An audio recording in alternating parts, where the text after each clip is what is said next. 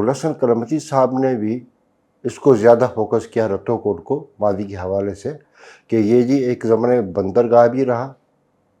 یعنی تقریباً اس کی جو تاریخ ہے 8ویں صدی سے، یہ جو کہتا ہے کہ ایک آرکیالوجی کا تھا اپنا کوئی فرینچ ماہر تھا جس نے کہا کہ یہ کلے پورسلن پھیلا ہوا تھا یہاں جو 8ویں صدی کا ہے. تو اس کے بعد پھر وہ برتن ورتوں کا جو انہوں نے کاربن ٹیسٹ کیا تو اس نے کہا 8ویں صدی سے 13ویں 14ویں صدی تک کا یہ ہے. تو اس کے بعد ظاہر ہے پہلے وہ چھوٹی بندرگاہ رہا ہوگا. بندرگاہوں کا یہ ہے کہ وہ منسلک رہتی ہیں باہوں سے متعلق. ایک زمانے باہوں تو کنٹرول میں تھا نہیں، مثال ایک بہتے بہتے وہ ریت بھر گئی، جس طرح بمبور کی ریت بھر گئی تو وہ بھی ویران ہو گیا. پھر جس طرح آپ کا لاڑی بندر بھی ریت بھرنے کی وجہ سے ہی ختم ہوا. تو ایسی بہت ساری بندرگاہیں تھیں. گھاٹ بے تحاشا تھے، کیونکہ اگر ماضی میں دیکھیں دریائے سندھ کی جو کشتیاں تھیں 4000 کشتیاں تھیں جو یہاں اندروں اندر آواز جاواز کرتی تھیں، تو جہاں جہاں کھڑی ہوتی تھیں چھوٹے چھوٹے شہروں میں تو اسے گھاٹ کہتے تھے. گھاٹ تو بے تحاشا تھے. تو یہاں کیونکہ وہ بہاؤ بڑے نیچرل طریقے سے بہتے تھے میٹھے پانی کے، تو یہ گھاٹ تو بے تحاشا تھے، مگر چھوٹے چھوٹے بندر بھی تھے. تو رتو کوٹ پہلے جو 8ویں صدی میں ایک بندر رہا، کیونکہ ابراہیم ادری نزدیک تھا. پھر ایک جو باؤ بہتا تھا یہاں سے کشتیاں ابراہیم ادری ریڈی میار سے ہو کر پھر وہ کورنگی قریب اس کی طرف جاتی تھی. تو تھا اس کے بعد پھر جیسے ظاہر ہے اسٹیپ بائی اسٹیپ پھر وہ اگر کوئی اس میں ایگریکلچر زیادہ ہوتا ہوگا تو پھر وہ جو راڑوں وغیرہ نے وہاں اپنا کوٹ بنایا تو پھر وہ ریاست کا ہیڈ کوارٹر ہو گیا. پھر اس طرح کی جو چیزیں مل ملا کر یہ اگر ہم 7 8 9 10 اگر ہم کہیں 1000 برس کا یہ لوکیشن یہ قدیم سائٹ ہے.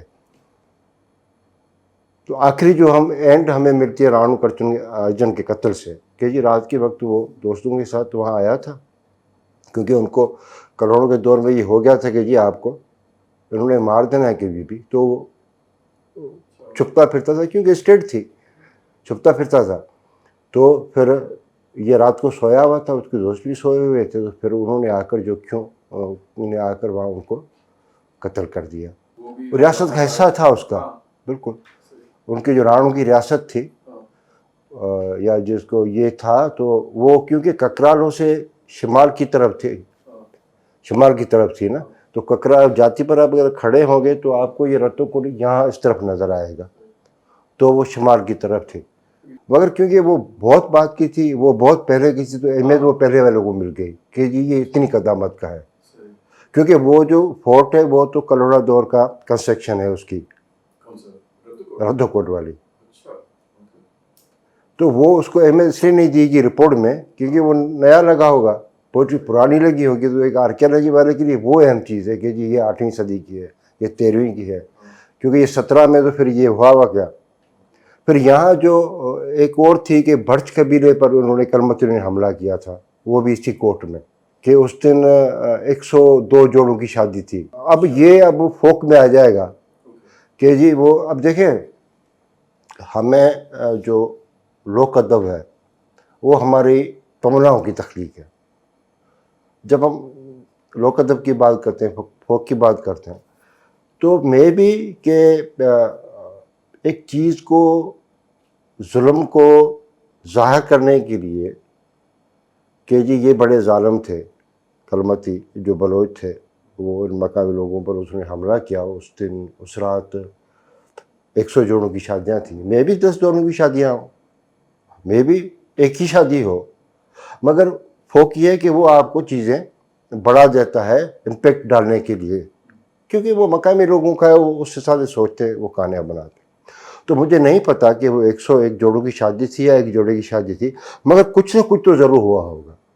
اب یہ ہوگا خون خرابہ تو ضرور ہوا ہوگا کہ اس شادی پر جو کلمتی تھے انہوں نے حملہ کیا. اس شادی پر وہاں خون بہا. اس میں سے کوئی یعنی برچ قبیلہ جو تھا اس کی شادیاں تھیں، یعنی 16ویں صدی میں. یہ رتو کوٹ والا یہ مچک آئیلینڈ کہتے ہیں، اس پر ہے وہ قدیم سندھ کا بہاؤ اس کے مغرب سے گزرتا تھا. میں پہلی بار وہاں گیا تھا 2004 میں،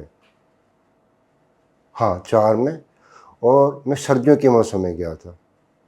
یعنی آپ سمجھو کہ سمندر اگر آپ کو دیکھنا ہے تو 2 سیزن میں آپ دیکھ سکتے ہیں. ایک رف سیزن میں جب اگست ہوتا ہے، ارتعاش ہوتا ہے بڑا. پھر آپ اگر خوبصورتی سمندر کی دیکھنا چاہتے ہیں تو پھر آپ سردیوں میں جائیں، جاڑوں میں جائیں. وہ میں جیسے ریڈی سے نکلا ہوں، ہمارے دوستوں کی بڑی سی بوٹ تھی، چھوٹی نہیں بڑی. ہم کوئی دوست تھے ابراہیم ادری کے. پھر وہ تو مجھے لگا یہ ایک شیشے کی پلیٹ ہے نا جو بالکل سیدھی، اس پر کوئی لہر نہیں ہے.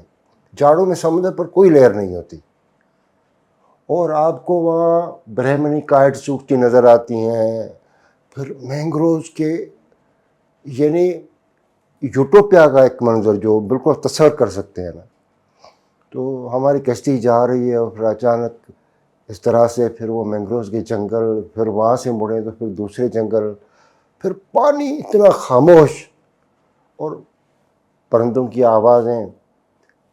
یعنی کیونکہ جاڑوں میں پہلی دفعہ میں نے سمندر دیکھا تھا، اور میں نے کہا کہ یار مطلب اتنی بھی خوبصورتی ہو سکتی ہے. اس صورت میں ہم گئے تھے رتو کوٹ، اور کشتی ہماری کیونکہ بڑی تھی تو اس کو تھوڑے سمندر کے پانی میں کھڑا کرنا تھا، اور وہ جو رسے تھے اس سے ہم اترے نا. مگر وہ زمین گیلی تھی کہ ہمارے تقریباً پیر اندر چلے جاتے تھے نا. مگر تو رتو کوٹ سے ہم تقریباً آدھا کلومیٹر یہاں رکے تھے. پھر ہم وہاں گئے، پھر ہم وہاں سارا دن رہے نا. مگر کچھ چیزیں ہیں جو آپ کو بے تحاشا خوشی دیتی ہیں، یا پھر کچھ عجیب فیلنگ دیتی ہیں، پتہ نہیں کیوں. مگر وہاں میں جب گیا تو وہ مجھے بڑا پراسرار سا قلعہ لگا. ایک خوف تھا، ایک خوف کی کیفیت تھی جو وہاں میں نے محسوس کی. خاموشی بڑی تھی. کچھ دوست ایک طرف چلے گئے، میں پھر ایک دیوار تھی اس پر میں بیٹھ گیا نا. تو عجیب قسم سی محسوسات تھی کہ مطلب پتہ نہیں یہاں کچھ ہوا ہوگا یا نہیں. کیونکہ مطالعہ میں نے بعد میں کیا تھا سائٹ کر کے، تو بعد میں نے پڑھا تھا کہ یہاں وہ. مگر وہاں جب میں گیا تھا تو پھر حیرت بھی ہوئی تھی کہ یہاں اتنا ہے. مگر وہ بڑا پراسرار سا قلعہ مجھے لگا. وہ جو جاڑے کے موسم میں پہلی دفعہ گیا تھا 2004 میں، اب تو وہ رہا نہیں. اب تو زیادہ سمندر آگے آ گیا ہے، اور کچھ این جی اوز نے وہاں مینگروز کی کلٹیویشن کر دی ہے میرے خیال میں. تو وہ بھی شاید ابھی سنک کر جائے گا کچھ برسوں میں. اب 2-3 برسوں سے میں نے اسے نہیں دیکھا، مگر مجھے لگتا ہے کہ کوئی زیادہ عرصہ وہ رہنے والا نہیں ہے. 2004 کی میرے پاس تصویریں ہیں، اس کے بعد میں میرے پاس تصویروں کا کلیکشن ہے رتو کوٹ کا.